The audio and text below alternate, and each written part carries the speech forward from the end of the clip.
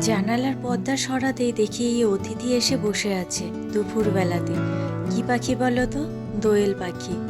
Hello, আমি সোমা। আমার এই গৃহিণীর রাই চ্যানেলে তোমাদের সবাইকে স্বাগত। আজকের এই বৃষ্টি ভেজা দুপুরটা যেন একটু বেশি নরম হয়ে উঠেছে।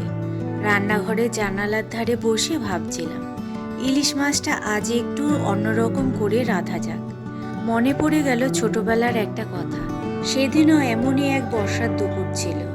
বৃষ্টির শব্দে ঘুম ভাঙতে মা বলল, চোখ খোল, আজ বেগুন ইলিশ হবে। আমি লাফিয়ে উঠেছিলাম খুশিতে।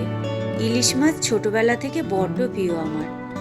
দাঁড়াও, এদিকে আবার ভাতটা চাপিয়েছি, গল্প করতে করতে ভাতের কথা হয়তো ভুলেই যাব। একটু দেখে নি ভাতটা হয়েছে কিনা। না, এখনো ভাতটা হবে। চলো, ছোটবেলার গল্প তোমাদের সাথে আজকে শেয়ার করি। মায়ের হাতের ইলিশ মাছটা যখন সর্ষে আর কাঁচা লঙ্কা দিয়ে কষা হতো, সেই গন্ধটা যেন ঘরের দেওয়ালে বসে থাকতো।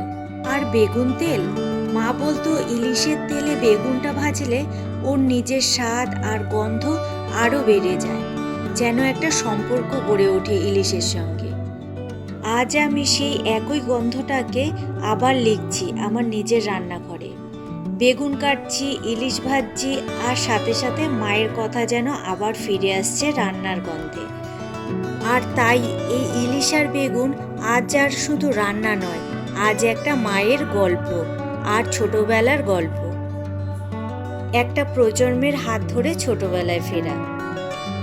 গল্প করতে করতে কাজটা আমার অনেক দূর এগিয়ে গেছে। দেখো, এদিকে বেগুনও কাটা হয়ে গেছে, ইলিশ মাছটাও ভাজা হয়ে গেছে। কালো জিরে সম্বাদ দিয়ে বেগুনটা একটু হালকা ভেজে নেব। তারপরে দিয়ে দেবো এখানে বেশ কটা কাঁচা লঙ্কা। এর মধ্যে কিন্তু কোনো শুকনো লঙ্কার গুঁড়ো দেব না।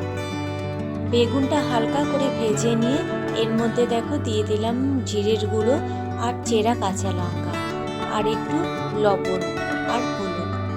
অল্প একটু কষিয়ে তারপর এতে দিয়ে দেব জল।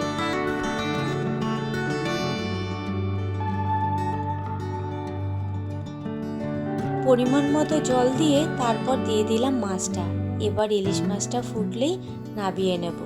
ইলিশ মাছ হতে কিন্তু বেশি একটা সময় লাগে না,